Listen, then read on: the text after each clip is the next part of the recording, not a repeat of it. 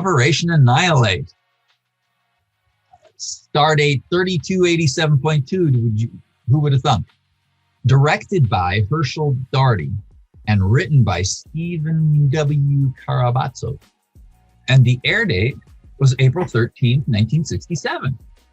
Okay, so starring William Shatner as Captain Kirk. Starring Mr.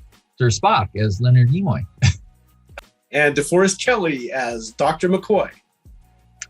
And James Doohan as Scotty. Joan Swift as Aurelan Kirk. Majel Barrett as Nurse Chapel. And Nichelle Nichols as Uhura. And Craig Huxley as Peter Kirk. Exactly. And then there's another group of people in here. Sure. And Craig Huxley was cut from the end of the episode, right? Well, yeah, part of whatever happened to him, yes. That happens. You got to expect that as an artist, as an artiste. All right. So the plot. The Enterprise is tracking mass insanity across the galaxy. They're noticing that there's mass insanity. I don't know why it's following a linear pattern instead of a here, and here. Exactly. So it's going on a linear pattern through the galaxy, spreading, and it's a systematic progression, according to Captain Kirk. Yeah. So they're headed to Deneva, where, little extra plot there, his brother, Captain Kirk's brother is, his sister-in-law, and his nephew are living on Deneva.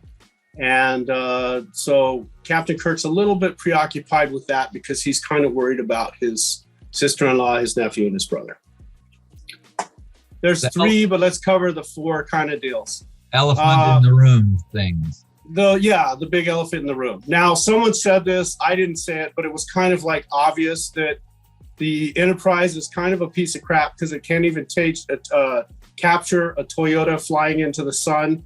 The Enterprise is chasing this little tiny ship and it can't catch up to it. And someone's going, how ridiculous is that? You have this starship that can't even, with all this warp factor and warp power, it can't even catch up to a little tiny Toyota flying into the sun. He didn't say Toyota, but that's kind of what I got. He's like, what? There was this guy, he's kind of emphatic. I should have written down where I saw that, and I will give you guys references later. The other big thing is that the biggest elephant in the room, in my opinion, is that they have all these theories about what gets rid of these things that we're going to cover in a minute. And what the sun produces there, it's radiation, it's something else, but it doesn't occur to them that it's light. And I'm like, it's like if that would just hit you in the face, that would be, something. And then there's something that Dr. McCoy says that I think that every episode they had to pick up who's going to be the stupidest character of the episode. And I think this episode, of course, it was Dr. McCoy. He might have taken it last episode too, but this episode definitely the dumbest character in the room, especially being a doctor and a medical doctor at that. Well, he makes mistakes. He's sorry. No, but this one's a big one, and you'll know what it is when we get to it. Okay. And I wanted to look up a little history on this, and maybe I will as we're covering the episode. See, you mentioned they said something about the sun, the effects, right? Yes. And they were discussing that. It's bright, right? Yes. It radiates blinding light if you're close enough. Well, what they're saying is the sun produces, and Dr. McCoy's saying this, the sun produces radiation, heat, and he doesn't say this, but I'm going to say this, and it could get bleeped, but, oh shit, and light. What the F? I mean, really? I mean, it produces light? It's boggling. It boggles the mind that Dr. McCoy didn't do that. And then he says, there's nothing lethal about light. Okay, so Dr. McCoy says this in the episode, there's nothing lethal about light. And ultraviolet light, and this is what I was going to say, I was going to do my research on, ultraviolet light has been used to purify potable water and everything else for years. I mean, it's not a new invention. And I believe it was probably around in the 60s, but and I'm pretty sure it was around the 60s. And if Dr. McCoy does not know that you use light to purify water and kill bacteria and other stuff, then he's kind of like, he needs to be replaced as a doctor on the Enterprise. Seriously. The light that came from the sun, they dismissed it. They said it's not lethal to us, right? That's what they said. It's not lethal. He didn't say to us. He said it's not lethal. Oh, right. Kirk said not to us. Right. But why is he dismissing light that is used to purify things for many, many years now? And I'm sure it was in the 60s too, when they wrote this episode of Star Trek. They had to know that ultraviolet light is used to purify water and some other stuff. So when they're bringing up ultraviolet light, it's not new, it's old. And if Dr. McCoy does not know that you can purify stuff with light, he's a crazy country doctor. And they couldn't even figure out. You have a science officer, Spock, who couldn't figure out that the sun produces light, it's radiation, it's heat. But no light? What light? Oh, wow. Really? We're getting light from the sun?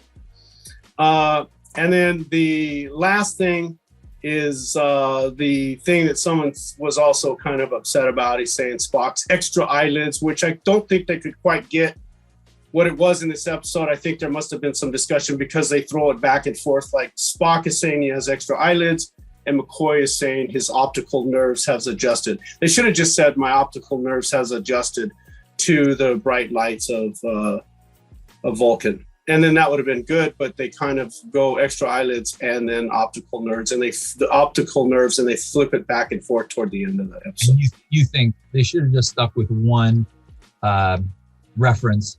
Absolutely, I think they should have just said optical nerves have adjusted to the light, and it just took Spock a little extra to adjust. He's partly human, and it just seems like it took a little extra time for Spock's eyes or Spock's, to adjust and get his sight back. He says there's something about his optical nerves which aren't the same as a human's. No, and a hereditary trait, Captain. The brightness of the Vulcan sun has caused the development of an inner eyelid which acts as a shield against high-intensity light. See how they flip back and forth? Optical nerves versus inner eyelid. Those are two separate and distinct things. Or they could have said and eyelids, but I think they couldn't get it on the writers. There must have been some disagreement there. You know how I always interpreted that as? No, I don't. I just went in one ear, out the other. No. McCoy, I took it as McCoy almost speculating, not knowing the answer. There's something about his optical nerves which aren't the same as humans. And then Spock correcting him, saying a hereditary trait, the brightness of the Vulcan sun has caused the development of an inner eyelid. There's your answer, doctor. Right, but it's two separate and distinct things. It's not the same thing. A nerve is one thing, an eyelid is totally separate. Yes, I said the way I have been interpreting it is McCoy says there's something, he's speculating, and Spock is answering him with the solution, why it worked. Not that they are saying the same thing and McCoy knew about it. I'm saying McCoy is saying one thing and Spock is correcting him. No. Look at what McCoy says in the thing. He knows it's the optical nerve. McCoy says the blindness was temporary, Jim. There's something about his optical nerves which aren't the same as a human's. Right. That's McCoy. Right. And I have taken that as he's speculating. And then Spock corrects him. A hereditary trait, Captain. The brightness of the Vulcan sun has caused the development of an inner eyelid. Told you, McCoy, he's telling, which acts as a shield against high intensity light. Totally instinctive, doctor. We tend to ignore it. He's talking to the doctor now. We tend to ignore it as you ignore your own appendix. The way I interpreted the episode, and I've always watched it, so I don't have this, when you're saying, hey, they're jumping back and forth, optical nerve, eyelid, there's only two lines. I interpret it as McCoy is speculating and Spock is explaining. Okay. I'm not going to give you that. I would love to say yes to that, but I'm not going to, because Dr. McCoy, even though he's dumb as a rock because he doesn't know that light can kill something. Also, I would say that he's a doctor, so he would know that it's an optical nerve that is compensated for the light over the years and not an inner eyelid. Oh, you think McCoy is correct when he says, and what Spock is saying is a writer flaw. Yes, exactly. Because Dr. McCoy, as his title says, is a doctor, and Mr. Spock is a science officer. They're two separate and distinct things. Dr. McCoy works more on anatomy, Mr. Spock more on science. He's a science officer, so more on science and what's happening and stuff like that. If McCoy was able to inspect him, Mm-hmm. if he had the time to look at and study what the heck solved the problem, then McCoy would know. And I've never interpreted it as he had time to do that. I always interpreted McCoy as speculating and Spock is correcting him. Well, go back in the episode and he says, I think he says we have 9 medical bays or 9 medical offices or 9 medical whatever on the ship, Kirk. Oh, yeah, science. What is it? Yeah, and they're all working on the problem. So why doesn't he know that he's got an extra optical nerve with 9? Unless these guys, I mean, this is you're making it worse because this would be a completely inept ship to go out and do any kind of exploration or any kind of anything if he can't figure out that Spock has a modified optical nerve that compensates for extra light. Didn't we, varying radiation intensity, let's go look, Captain, didn't Spock say, I gotta formulate my argument, you said they should know. No, he said, I thought, don't tell him he's the best Starfleet and the best officer. Again, his Vulcan ears, right. He does say that, and yes, you forgot about his Vulcan ears. Yes, but not those lines. The line where he says that he was surprised that it was something that he came up with. You're so concerned about his Vulcan eyes, Doctor, you forgot about his Vulcan ears. What's the line where he says, I thought he would come up with something like that? Yeah, that he's the best first officer on the fleet, the one, I know what line you're talking about, I just can't remember it. I might have known he'd turn up with something like that. In other words, McCoy did not know about the eyelid.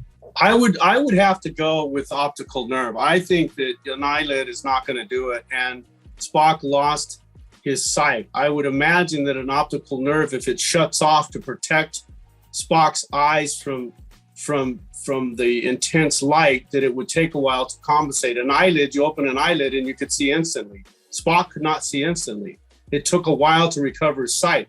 If an optical nerve compensated for the intense brightness of the light that Spock was subjected to by Dr. McCoy, the optical nerve shutting down and protecting his eyes makes more sense to me. And then it gradually comes back and then Spock can see. It would make sense to me that an optical nerve would compensate for that and the brain would turn that optical nerve off until that intenseness of the light was gone, rather than an extra eyelid where you can close your eyes and then to open them and see instantly. I just can't go with that he has an extra eyelid. It just makes no sense to me. Okay. But an optical nerve shutting down makes sense to me that could be a feasible explanation for why, and someone does say there's a guy that just hates that thing, the extra eyelid. He's going, this is kind of ridiculous, where the Enterprise, I think it's the same guy, the Enterprise couldn't catch that little ship, the Enterprise, and then they find this ridiculous thing about Spock that he has an inner eyelid. I believe an optical nerve, if they would have stuck with that, but probably some people goes, well, the audience probably doesn't know what an optical nerve is. I don't know. An extra eyelid, we can identify with that. I don't know why they tried to dummy it down.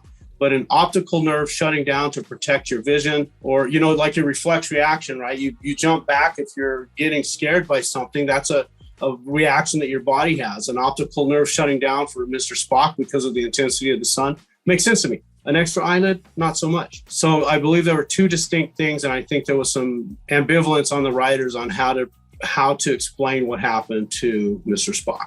So maybe for you that's a little tiny elephant in the room. For me, it's kind of a big one. Big one. And yeah. You also think that the ship, not being able to, listening in on the ship, but not being able to catch it and protect it, tractor beam, that kind of thing is a big thing also. I believe so. And in future episodes, you do see now, not maybe in the original series, but others, the Enterprise or the starships are incredibly fast and agile. So the Enterprise has to be slow and awkward not to be able to catch that little ship before it flew into the sun. And that wasn't really my thing so much as it was someone else's, but he points it out pretty emphatically and says, it's ridiculous that the Starship Enterprise can't catch a little tiny ship flying into the sun. And then there's some other things that, since we're talking about and spending probably more time than I wanted to on this, but it's good, is that the Enterprise air conditioning stops working when they get close to the sun. The display board inside the Enterprise is incredibly unwell made. I mean, I worked with electronics, and we always had feedback circuits and clipper circuits and all these other things to protect the equipment from frying itself and all of that. Every time that something happens with a big explosion outside the Enterprise, the light that shines on the crew is always blinding, like when they're getting close to the sun and Captain Kirk has to shield his eyes. Yes, it's a screen. It's a monitor, right? It should be doing the clipping so that the intensity of the light is not so bright that Kirk inside the Enterprise has to shield his eyes from what's showing on a screen that's not the actual event itself. It's an interpreted event. And they do that all the time on the Enterprise. It's always these bright flashing lights, and they're always protecting their eyes from what's on the screen. They could have a simple circuit in there that lowers the intensity of the light being projected to the crew to where it's optically enhanced to where they don't have to worry about ruining their eyes by looking at the screen. And that's always bugged me in these episodes, but I've never said anything about it. Arena, they went various episodes there. But yes. We see an episode with Flint. What is it called? Who mourns for something Methuselah. Oh yeah. I know which episode with Flint. Right. Kirk looks into at the reduced sized ship, and he looks at the bridge. He's looking into the bridge as if he can see through a glass window. Yes. So they don't have that figured out. I think the writers think that there's a window there, and we know that there's a screen there, and they change back and forth on how this thing works. Oh, it's a window, I'm blinded, and then it's just a TV screen and it has information on it. They go back and forth all the time with that. Yeah, it's terrible. It's terrible that they couldn't figure that out. And I mean, I don't know who, if I had something that was that terrible again, I would do a Captain Kirk, get the phaser out and blow the shit out of it and throw it away, right? You don't need that, or take it back to Amazon. I don't know what I'd do with it, but I wouldn't have it in my house. No fuses. Hey, what happened to your monitor? Oh, that thing didn't work. Every time there was a bright light, I just had to cover my eyes. I was afraid I was going to go blind. Yeah, and they do that. But you see Captain Kirk sweating on the bridge because of the heat of the sun. He's covering his eyes because of the stuff. I mean, it's like he's at the sun. I mean, the air conditioner, I know that, Spock saying how hot the hull's getting. But honestly, yeah. I don't know. I guess they're in the oven. Again, it kind of lends me back to how poorly built the Enterprise is if they can't compensate for some of that stuff. They just can't compensate. Are you putting down my shit? No, not at all. No, I was complimenting it. Yeah. Oh, okay. Those things aside, I wanted to get those out of the way because I want to kind of evaluate this episode without having those things hang over our heads, or my head anyway. Can't catch the ship. Eyelids. Light. The light in the screen. Wasn't there one more? Did you have the light from the sun. They can't figure out. It's radiation. It's heat, yes. But there's no light. Sun and the light. What is it? Geez, I don't know what else the sun has. What's darkness? Well, it happens at night. The Earth is away from the sun. What is there an absence of? It kind of gets cold at night. No, but there's something else. I don't know. Sometimes you can see the moon. Yeah, but there's sun. Oh, the sun's down. Oh, it's dark. Oh, okay. Yeah, that's it. It just forgoes the obvious, right? The first thing that should have been out of anybody's mouth was there's light. There's light. I mean, everybody knows that's why we have light in space. Otherwise, it would be absence of light and dark, right? So didn't they say light doesn't affect us? And Kirk says, not humans, not us. Well, light does affect us. I mean, we get skin cancer all the time. I mean, it's an incredibly powerful, it's incredibly powerful. And I don't know when they invented the photocell, but that had to have been way before the 60s, I would imagine. We've had the photocell for quite a long time, right?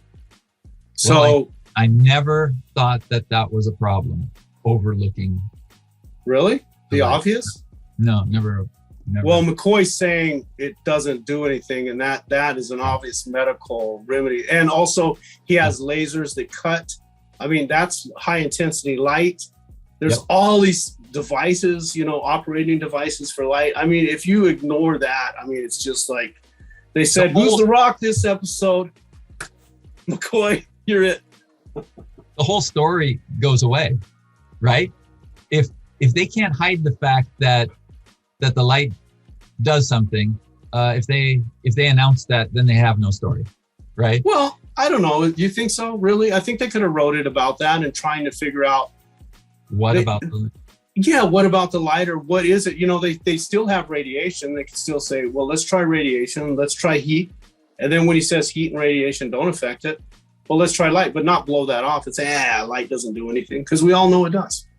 We all know it does. Gotcha. So even in the 60s, they knew that light did a lot. So you had to kind of just, what do they call that? Just selective ignorance, I guess, at that point. Yeah. Okay. So I'm probably going to hear a lot about that selective ignorance thing, but I think it has to be. You have to say, I'm just going to ignore this, and it's part of the story. Yeah. Okay. They chose to write that. They chose to ignore. You hope that they chose, right? That they were brilliant writers, and they say, yeah, but for the story, we're just going to ignore that part. Yeah, because overall, I thought the story was really good. I'll tell you what I liked. Can I jump into what I liked about the episode? What you like? Yeah. Tell me. Okay, I love that he starts developing the characters. The first part of the show is all character development. It's really, really cool. And I think it's kind of lost in because it's so well done that it kind of gets lost. He's McCoy's concern for Captain Kirk's family, right? They always say McCoy had the heart. He's kind of the heart of Captain Kirk. So he's concerned about Captain Kirk's family. Whereas Spock, he's a science officer. He's looking at the spreading of the mass insanity and stuff. So his character's kind of getting developed as a science officer.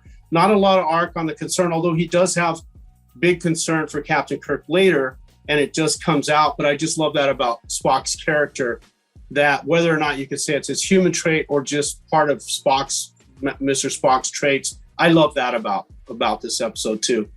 Uhura as a communications officer, what's she doing? She's communicating the whole thing. What's Captain Kirk getting angry at her about? Her communication skills. So they really develop her as a communications officer. And I really love that. So Kirk is kind of the head of the ship. Spock is the science officer. McCoy's kind of the heart, and she has the humanity, if you will. I just love that, and it was so well written that I think it might have gotten lost on some people, but I thought, wow, he really did a good job of writing these characters and who they are into this episode. And he has written before, right? So he already did Court Martial. Court Martial, okay. Yeah, that was number 20, and here's number 29. So he has at least a little bit of practice. He's got a little bit of practice, and also, I don't know if he's the one. See, I did read my research on the other writer, which is unfortunate because he was selected by Gene Roddenberry to be a head writer for Star Trek. I thought that's who this guy was, and this guy could have been a head writer too. I don't know. I didn't do my research on this writer.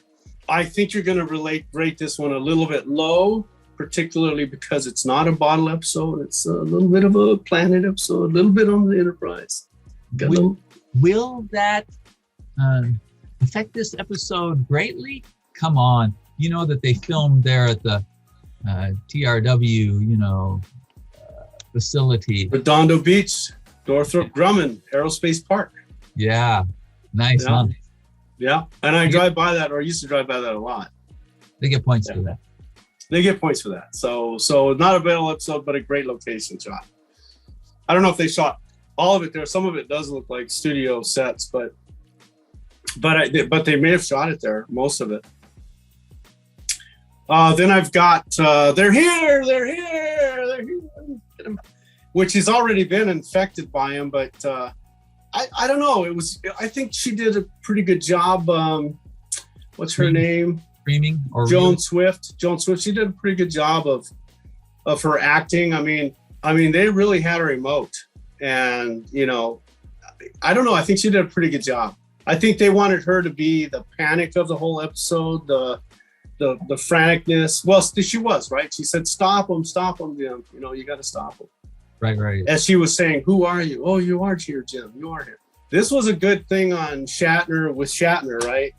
When he's turning his brother around, and I heard about this before. I didn't read about this now, but Kirk or William Shatner with the mustache is his brother.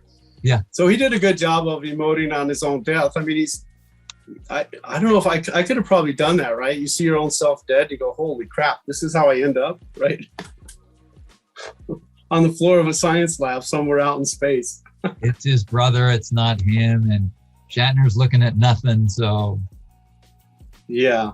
And I should have put this down at what the time code is this, but where Mr. Spock, it really is good, where he's showing remorse for Captain Kirk when his brother's dead, and Spock looks at him and you could tell there's this, and I think Kirk says something like, "I know," or something like that. It was a nicely done interchange, and I think there wasn't a lot of words there, but it was a lot of visual. I really liked that they did that.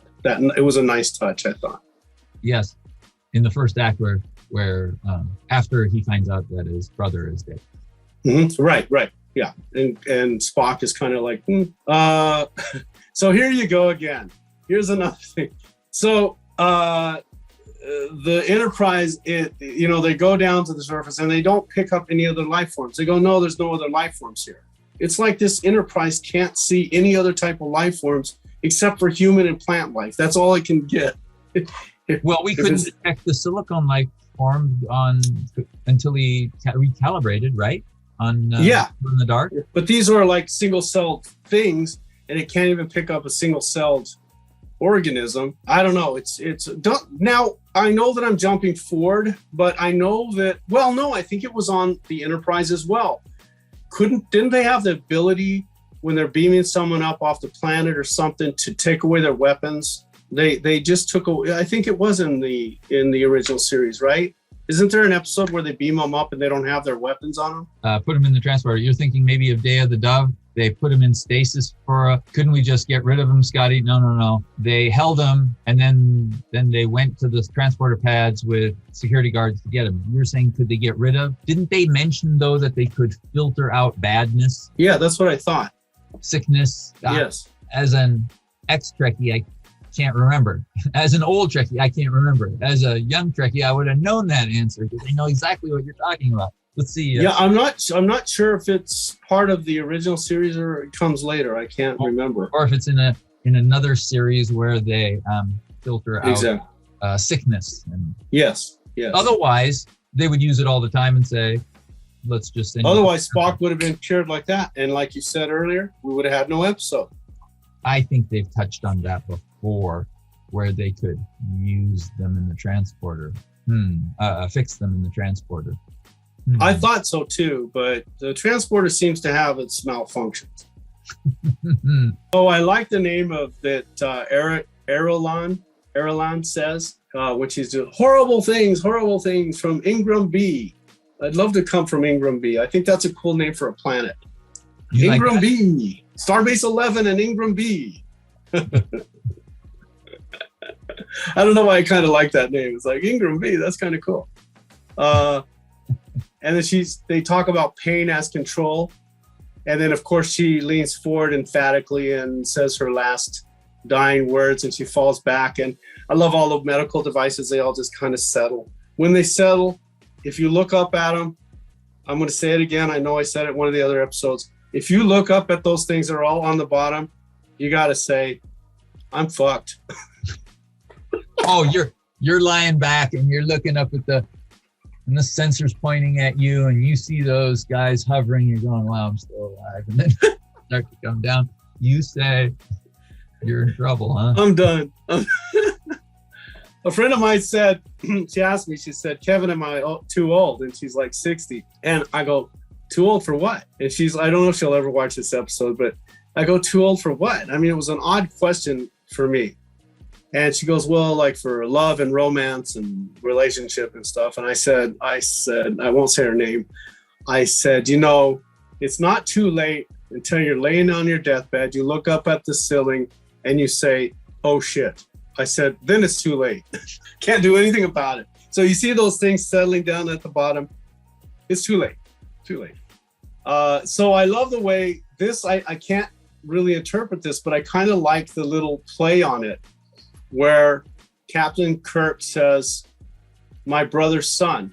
I thought it was a really strange way of saying my nephew, right? You don't often hear my brother's son, you often hear my nephew, right?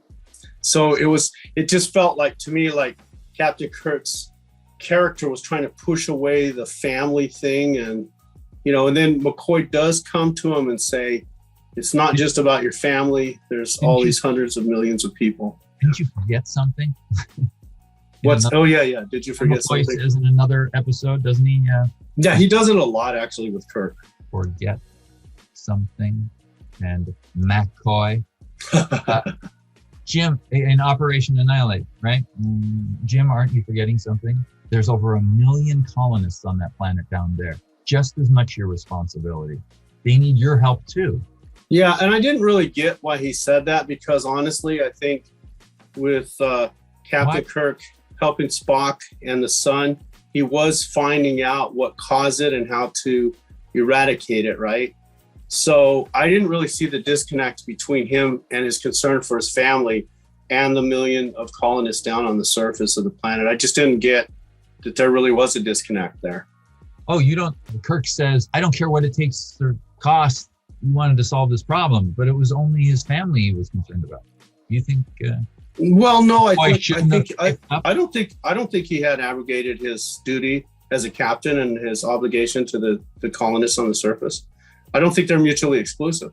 I think that they're both part one and the same. You know, he was trying to find a cure for it, and if he could find a cure for it, then he could cure the colonists. Without a cure, you've got nothing, right? You're just throwing something, and he's left with slaughtering 1 million people, right? And then more than that, because he's got to go back to all those other planets that they've conquered. And I don't think it would be a linear, like I said before. I think it would be concentric, right? So they would be spreading out concentrically, not linearly throughout the galaxy. It just seems like their trajectory was a little bit wrong, where I would say that they would be spreading out. So Captain Kirk would have had to bring a whole fleet in to actually annihilate these things, because he's still going to have to go back. When they said warp factor 1 at the end, it seems to me like he would be having to fly back to the other planets, because he really hasn't stopped anything. He's just stopped Deneva. He hasn't stopped the progression of these things. They have to be leaving their life forms everywhere else. They just can't be. But those planets are done and dead. But there's still those things on them, right? So if anyone lands on them. Oh, I see what you're saying. So we've got to clean it up. Oh, but when the hosts die, don't they die? I mean, I don't think so. They were sticking to the walls of the stuff, right? So yeah. Right. So they need hosts for fun, but not to totally live. Right. They need hosts. They're like they need a bee to pollinate, right? They need to get from place to place to pollinate, but not necessarily to live. Okay. So he would have to go back and clean up the planets so that nobody else gets infected. Exactly. And you said concentric rings. You're assuming that as they entered that solar system, that solar system communicates with other solar systems in a generally concentric ring kind of thing. These guys are on the outskirts. They might only have a connection of boats, shuttles to other solar systems in that one general direction. It's possible, but those things were controlling them, right? So they could pretty much control them for whichever direction they want to go. And if it's their only option and they say, oh, well, we only go this way, the tidal currents only take us this way, then yeah, it makes sense. But, you know, if you look at the population of the Earth and some of the Vikings and stuff like that were traveling from place to place, it wasn't a linear plane. It was in more of a concentric plane, right? They went from island to island and place to place. They didn't just go in one single direction. So I would think as you're in space, things would be happening. It may be that they go somewhere and there's nothing there and they kind of pass away. But I was kind of thinking that to have that linear progression. What if Spock, when he's diagramming, when he's saying from here to here to here, he's looking at a cross section of this concentric ring expansion. These other ones they don't know about. These they know about. It's going outward and it's on this plane. You're looking at it sideways and he is seeing these rings larger and he's pointing at one vector, one arrow, one direction. I would agree with that. I think that's a great analogy. But you still have your concentric circles coming out from those, as you're saying, from that trajectory or that vector. You're going. I would agree with you. I think that's perfectly logical as well. But he still has to come back. They still have to do their sweep. And if they're really going to annihilate these things, they've got to get them under control. And that would be to blast the heck out of every planet in which they inhabited. Where did these guys come from? From in Ingram B. No, they started out. I don't know where they started from. I think Spock at the very beginning talks about where they started, where they first noticed mass insanity. Exactly. It's not like they came from outside the galaxy like immunity syndrome. Mm-hmm. Well, they could have been, they could have latched onto a starship somewhere and kind of just got dropped off somewhere. Yeah. When the starship did something, it just landed on the planet and then started taking over. It's possible. So someone could have explored, someone could have picked them up, brought them to a planet. The planet has normal spaceports. They get the people and they start going off on your, and I say you're thinking like Khan, 2-dimensionally. It would go 3-dimensionally, be a sphere as it grows. Mm-hmm. Yeah, exactly. Exactly. So then Spock figures out that at least he found a outward motion or a trend here. He's looking at one pie-shaped wedge, and he's determined that they keep going to the next planet. That this planet is in contact with that planet, and then they jump from there and keep on going. I like that. Okay. Yeah, or they could be. You're right. They could be like a salmon, right? Trying to get back to their spawning grounds. I mean, they could be trying to get back to something. Whatever motivates them, there's some motivation for them to be moving throughout the galaxy, but who knows what's motivating these eggs? They want hosts. You say they're using them because they don't have arms and legs. They need them to colonate. That's their primary objective, to grow, take over, mold. Well, that's what she says before she dies. She's saying they use us as their arms and legs because they don't have their own arms and legs. So she does say that as part of her explanation. Yeah. Their nature built into their. Yeah. So then we get down to the planet because they're looking at the planet. They go, there's millions of people down there and they're very quiet. It's not like a normal colony. We can't see any activity. It's crazy down there. But that's the only life form we see. We see plants, we see animals, and we see people. But we don't see any eggs that are buzzing around down there, Captain.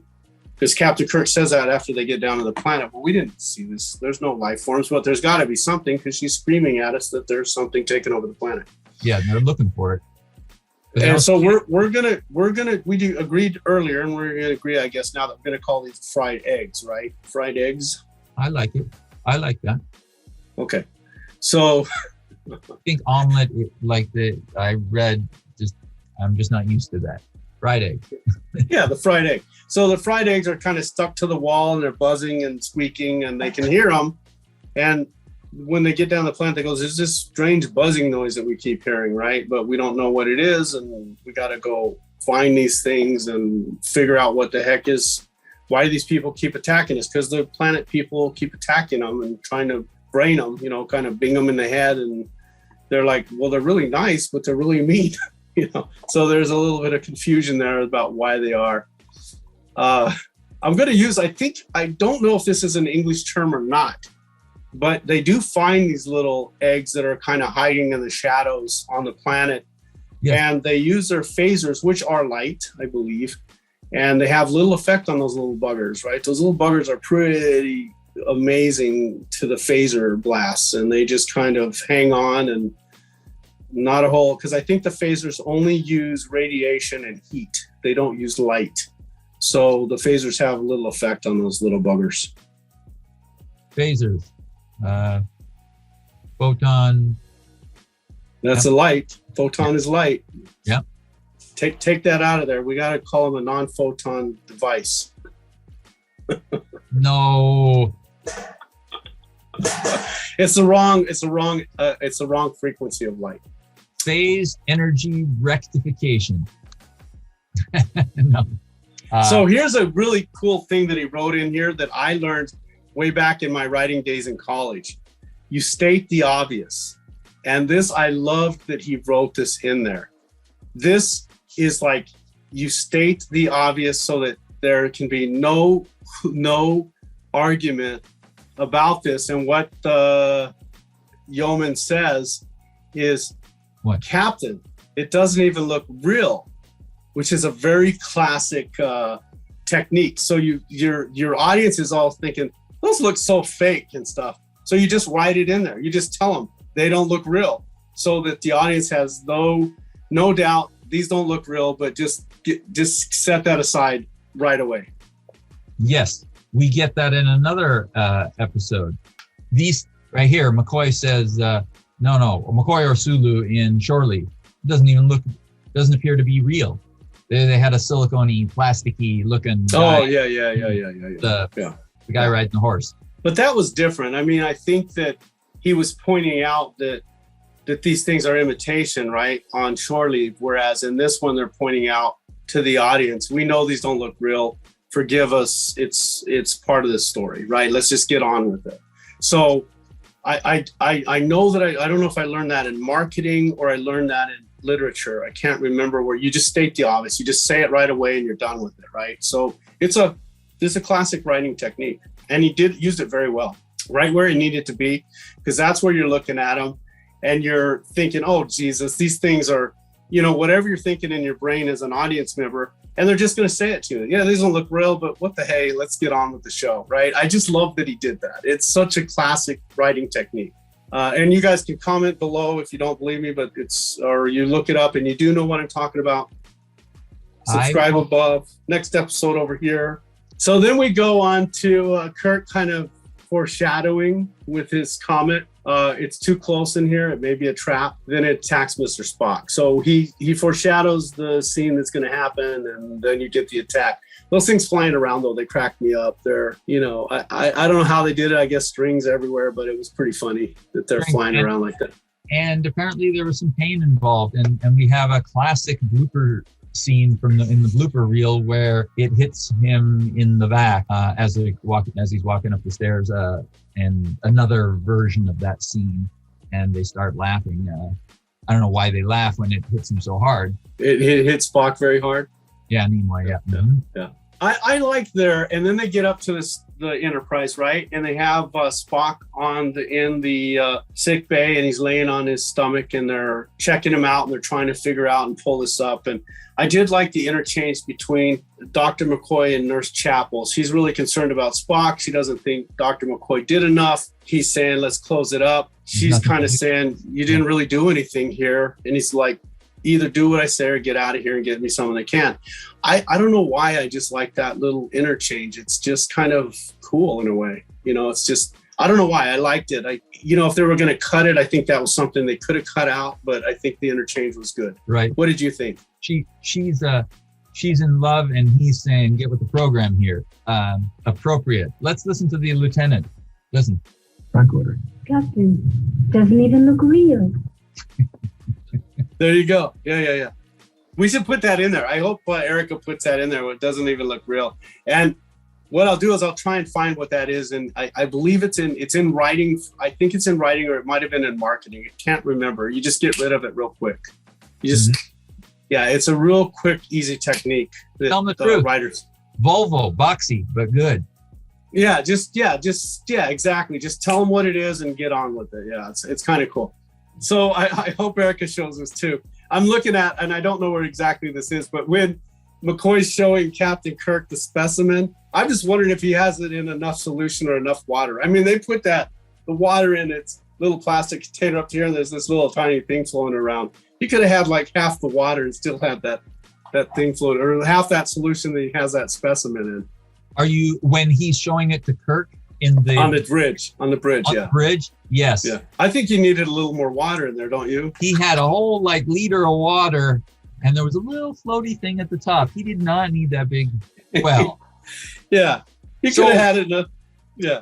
They did it well. Did they do it on purpose so that his hand had something to grab onto and it wasn't covering up the bit? If he was only had a petri dish, you would. No, he could have had it in a little or small, like a little pea specimen cup, right? And you could still see what he's holding, because he would be holding it like this, right? Yeah, I mean, you could have still seen it in a little pea specimen. I don't know why they used it, or you used half of the water and had it floating in half of the water. I have never looked at that way. Now I'm going to wonder if I ever can unsee what you just said. But maybe I felt that way about it before. You might be right that this was overkill of a container. Yeah. They didn't need that much water to put out that flame of that dead, specimen. It could have been a lot smaller. You might be right there. Well, you know what happened? Right? They send a little runner out and they said, hey, we need a container for this scene. So he runs out, the prop department says, go get us a container. He runs out, he comes with this big ass container. They go, we don't got any time to have you run and get another one. Just use it. And they just said, okay.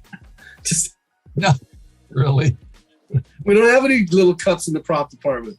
Okay, so Spock is consumed by pain. I think Leonard Nimoy did a pretty good job of acting like he was in pain, don't you? Yeah, do people have a problem? No, I didn't see that anyone had a problem.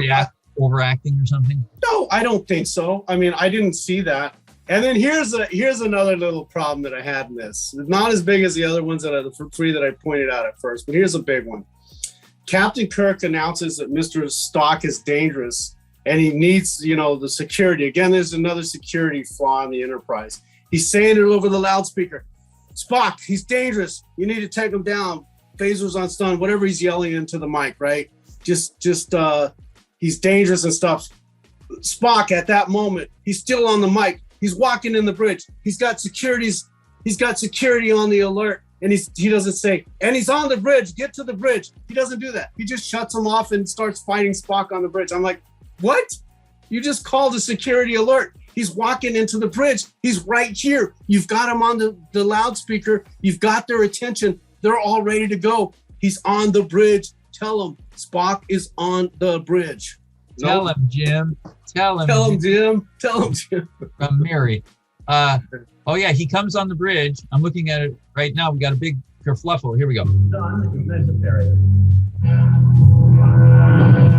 There we go. So he had his finger on the console, stun him if necessary.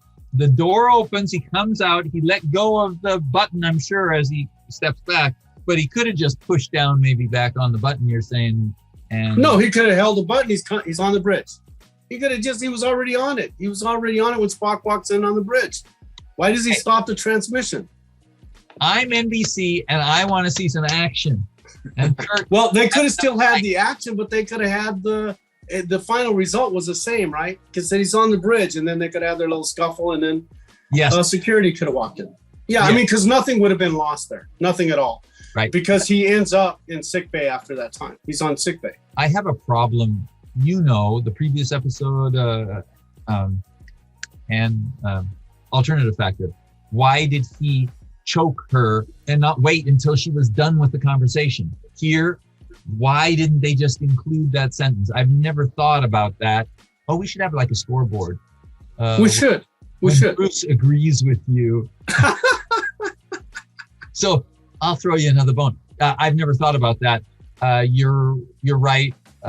They could have added that in the script and said, wait, he's here on the bridge, pronto.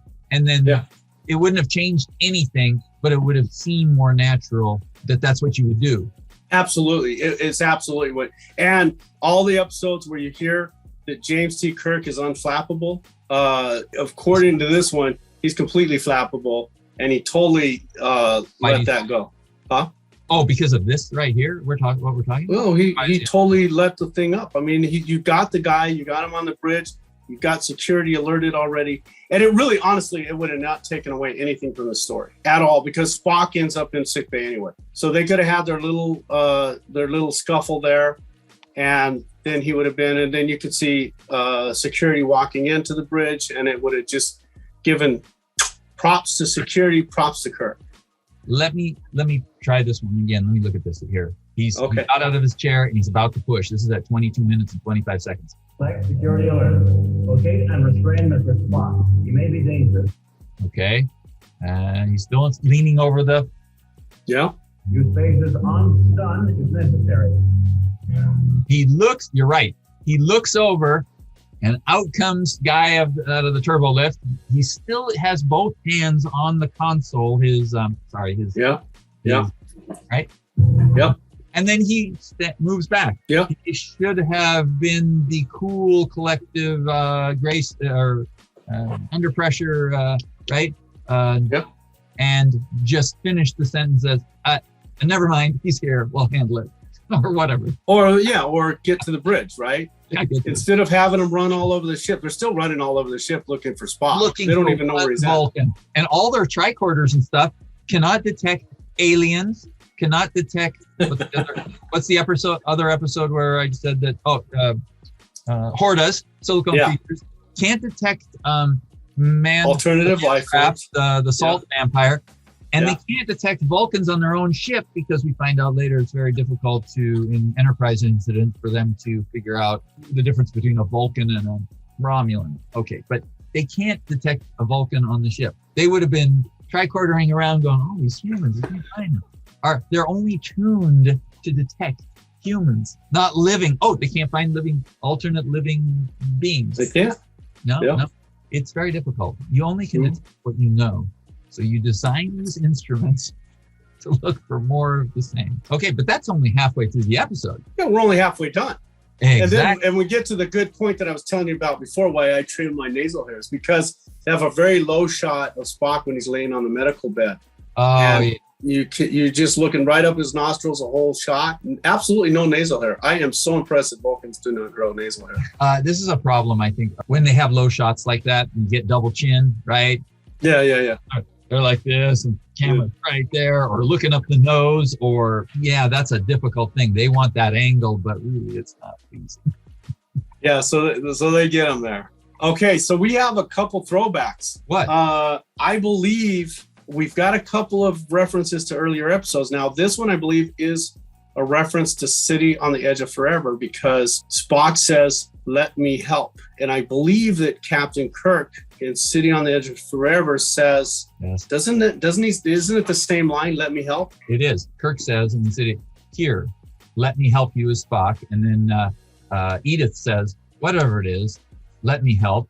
And Kirk responds with, "Let me help." 100 years or so from now, I believe, a famous novelist. And there you go. So there's a reference. And then you're saying in this episode, Spock is telling him, "Let me help," right? Let me help. Yes, Spock says that now. I have my own will, Captain. Let me help. And I'm going to have my new mantra, because I love this. Although I have to change the first line of this thing, but I am a Vulcan. There is no pain. That's classic line. It is classic line. You should take it for your own if you need it. Here's another one of there. Yet another transporter control panel fascination with Mr. Spock and the transporter chief. They're both leaning over the transporter. What is going on with that transporter every single episode? They're always leaning over the transporter, looking at the lights. I'm like, what are they, like, taking LSD in the 60s? I mean, what is so fascinating about those lights that they just are constantly transfixed on these lights? I mean, I don't know who's directing these things. Well, I do if I just read who's directing them, but they should have totally gotten away from, they should have given them something else to do in that transporter room besides those stupid lights on the transporter room board. It's like, what is so transfixing about those things? Erica, I did want to say, Erica, when you listen to Kevin say, what are they doing, LSD? Go grab a clip from The Voyage Home, the fourth Star Trek movie, where Kirk walks up to the truck and says, He did a lot of LDS in the 60s. LDS. LDS. He was trying to act cool on the planet Earth and talk Right. about drugs. You got that wrong.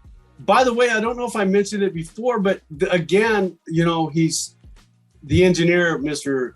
Scotty, in the front. I don't know if did I mention that Scotty also said, yeah, I helped him out as an engineer. So they're also developing his character and his backstory, as well as Uhura's and Kirk's and McCoy's. I don't understand what you're saying here. So I think because I'm looking at Mr.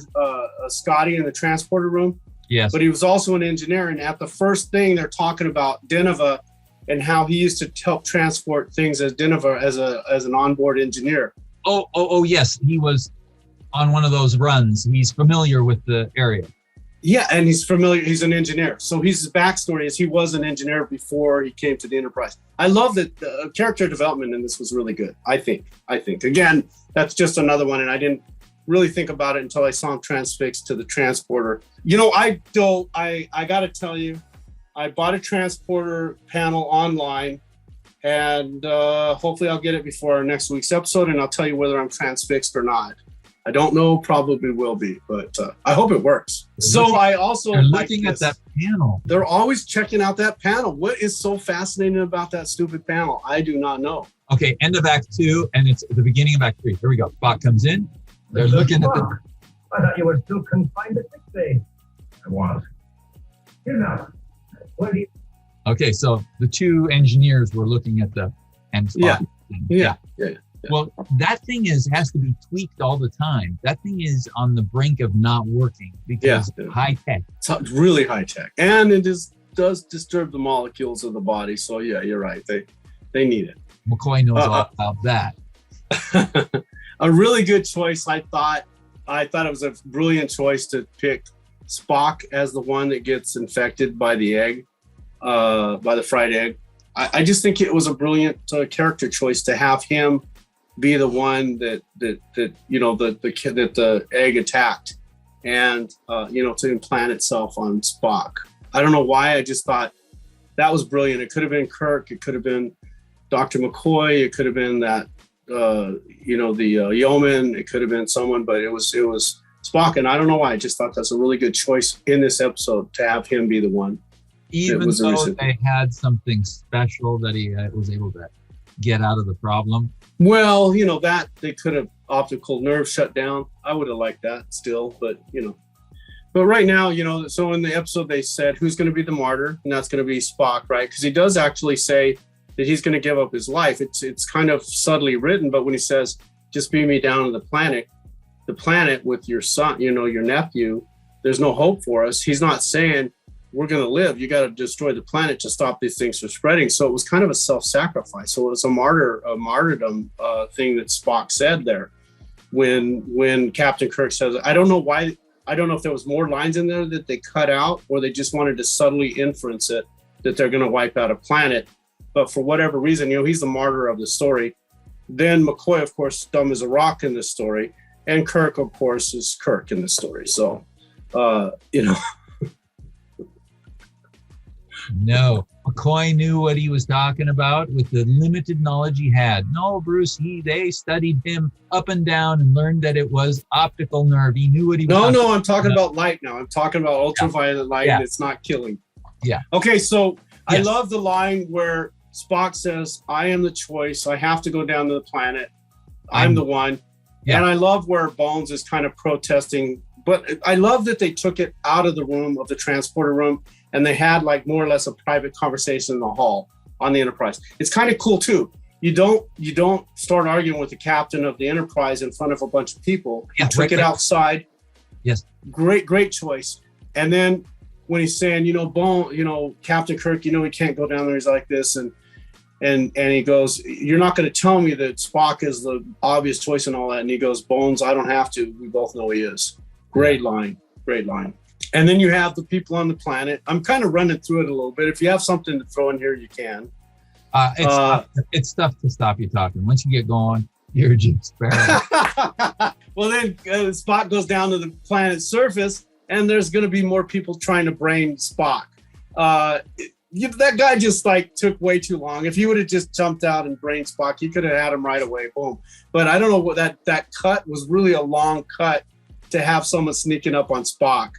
If he would have just kind of went like that and Spock would have stopped him, because Spock's still pretty strong, right? He would have stopped him and had that little kerfluffle. But when he's swinging at Spock and Spock is losing his phaser. Trying to protect. The human is still inside there. They don't have full control. They're trying to protect. They were warning Kirk and company when they were running, that group was running, that go away, we don't want to hurt you. The same thing with this guy. He was trying not to. Hey, did you notice in this episode too, they have a little shuffle step, by the way, speaking of that? Speaking of the guy, because he did give Spock a long distance to go. So if you're saying it's the human side of him that is trying to let Spock get away. Yeah. I think you're not buying that.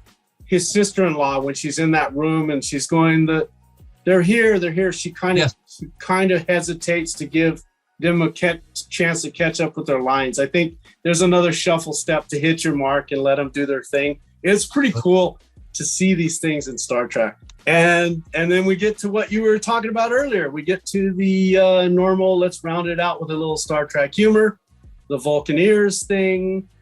He should have known, McCoy should have known that the Vulcan would have came up with that, something like that. And, don't let him know that I think he's the best first officer. And of course, Spock going, why, thank you. Exactly. And there you go. And well, guess what we got here? What do we got? We have a classic episode. What? We have the end of season 1. We did it, Bruce. We did it, Bruce. We barely. High five. Cyber high five. Bang. We barely did it. I don't know. We did it pretty good. I think we did it pretty solidly. I can't believe we've got 29:30 under our belt now. 40, actually. Is it 29:30 or 40? I don't know how many we got. 29:30 or 31, I mean. We got 30. 29. Oh, well, 30 hours because we have a 2-part episode. Well, and we also have the Menagerie and City on the Edge of Forever. Yes, but we also threw in the ode to the Trekkies or to the Trekors, the Galaxy Quest. I have to say something, but I really was nice of Erica. She said, she gets a lot out of our episodes. So I really appreciated that. So I hope that our viewers get a lot out of our episodes. I think they will. I think I like the way we're doing it. I like our perspective on it. It's really kind of I think it's turning out to be a really nice little thing. And I think we're getting better at it too.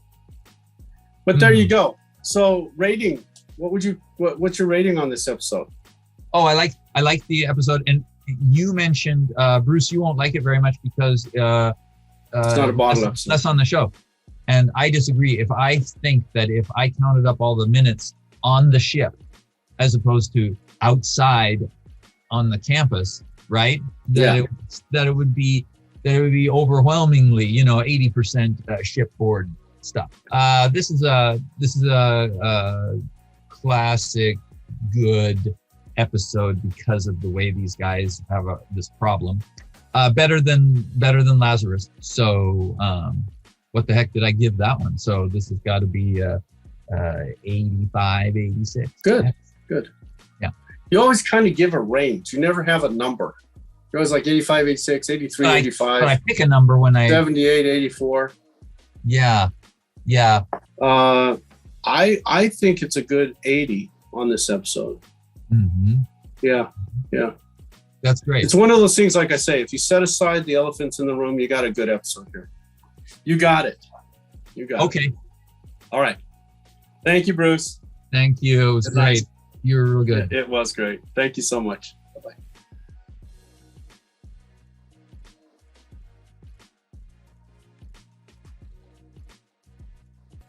Bye-bye. Because I never make a mistake. We know that.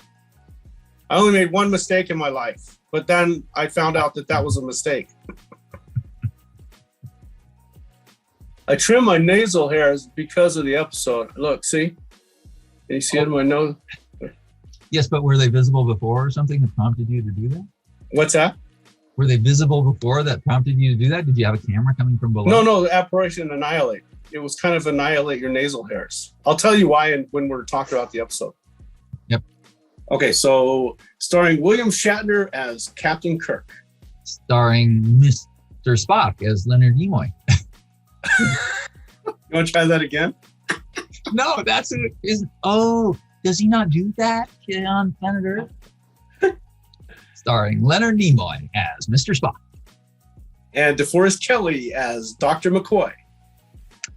And James Doohan as Scotty. Joan Swift as Aurelan Kirk. Nurse Chapel as... Major O'Barrett as Nurse Chapel. I guess I did kind of screw these up, didn't I? I don't know if I could have probably done that, right? You see your own self dead, you go, holy crap, this is how I end up, right? On the floor of a science lab somewhere out in space.